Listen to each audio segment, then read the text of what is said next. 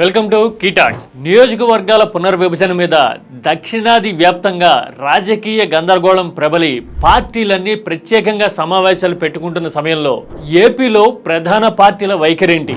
ఏ party క్లారిటీతో ఉంది? అసలు ఏ పార్టీ వ్యూహం ఏంటి? ఇప్పటి వరకు చంద్రబాబు క్లియర్ కట్ ప్రకటన ఎందుకు చేయలేదు? జగన్ మోడీకి ఎందుకు లేఖ రాశారు? ఈ విషయాల వెనక అసలు కోణం అర్థమైతే ఏపీ రాజకీయం విషయంలో మోర్ క్లారిటీ వస్తుంది. ఆ డీటెయిల్స్ చూసే ముందు డోంట్ ఫర్గెట్ టు సబ్స్క్రైబ్ కీటాక్స్.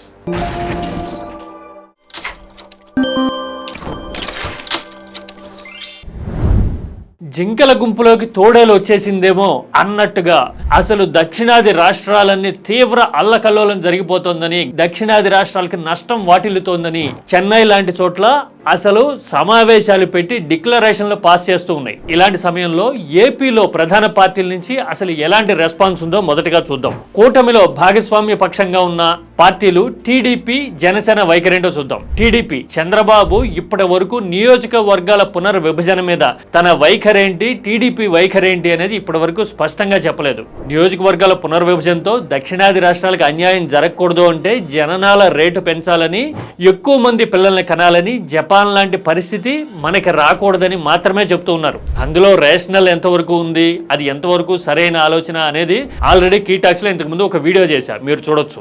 రాజకీయ వ్యూహానికి సంబంధించి అసలు బీజేపీ వైఖరి మీద తన అభిప్రాయం ఏంటి అనేది చంద్రబాబు ఇప్పటి వరకు చెప్పలా.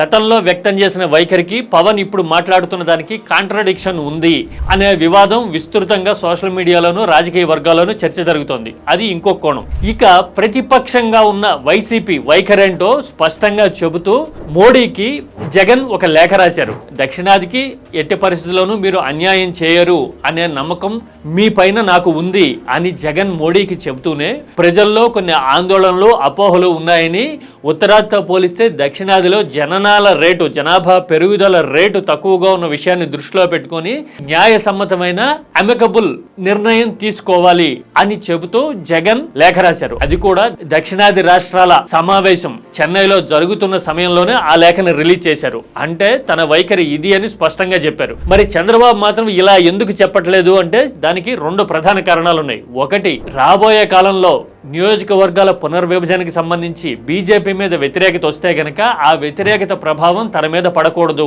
అనే ఒక డిఫెన్సివ్ మైండ్ సెట్ తో చంద్రబాబు వ్యూహాత్మకంగా ఉన్నారు ఇప్పటి వరకు. ఇక రెండోది, ఏపీలో బీజేపీ గనక స్వతంత్రంగా ఎదగాలని, బలంగా ముందుకు రావాలని అనుకుంటే గనక ఈ నియోజకవర్గాల పునర్విభజన లాంటి అంశాలని రాజకీయంగా తను అనుకూలంగా మలుచుకునేందుకు స్కోప్ ఏమైనా ఉంటుందా అనే ఆప్షన్ చంద్రబాబు వ్యూహాత్మకంగా పక్కన పెట్టుకున్నారు అనేది ఇంకొక విశ్లేషణ. అంటే ఈ రెండు కారణాలతో చంద్రబాబు వేచి చూసే ధోరణితోనూ ఏం మాట్లాడితే ఎలాంటి పరిణామాలు ఉంటాయి అనే ఆలోచనతోనూ ఇప్పటి వరకు ఉన్నారు. ఇక అన్నిటికీ మించి జగన్ రాజకీయ వ్యూహం మీద, జగన్ వేయబోయే అడుగుల మీద చంద్రబాబుకి ఎప్పుడు ఒక ఆందోళన ఉంటుంది. ఎందుకంటే ఏపీకి సంబంధించినంత వరకు మోడీ అటు వైసీపీ అధికారంలో ఉన్నా, ఇటు టీడీపీ గతంలో అధికారంలో ఉన్నా ఇద్దరిని సమానంగానే చూసినట్టుగా ఏపీ కోసం బీజేపీ నిలబడుతుంది అని చెప్పినట్టుగా వ్యవహరించిన దాఖలాలు ఉన్నాయి. ఇలాంటి సమయంలో జగన్ బలపడే పరిస్థితి ఉంటుంది అని బీజేపీ భావిస్తే గనక, ప్రో జగన్ యాటిట్యూడ్ తో గనక బీజేపీ వెళితే రాజకీయ సమీకరణలు ఎలా ఉంటాయి అనే ఆందోళన చంద్రబాబులో ఎప్పుడు ఉంటుంది. అందుకోసమే జగన్ కి ప్రతిపక్ష హోదా కూడా లేదు అని పదే పదే గుర్తు చేయడం గానీ, లేదంటే గనక ఓడి డీలా పడిన సమయంలో జగన్ పార్టీ నుంచి రాజ్యసభ ఎంపీలని టీడీపీలో చేర్చుకోవడం గానీ, జగన్ పార్టీ ఎమ్మెల్సీలని టీడీపీలోకి ఆహ్వానించడం గానీ, ఇలాంటి పరిణామాలన్నీ చేస్తూ ఉన్నారు. అంటే వైసీపీ రాజకీయంగా కోలుకోలేదు అని చెప్పడానికి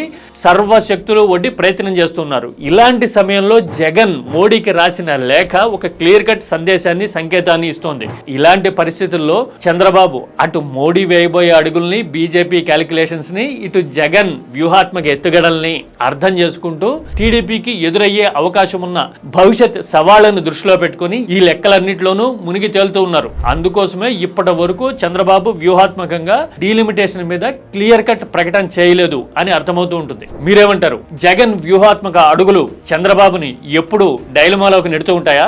మీ అభిప్రాయాన్ని కామెంట్లో చెప్పండి. Don't forget to subscribe కీటాక్స్.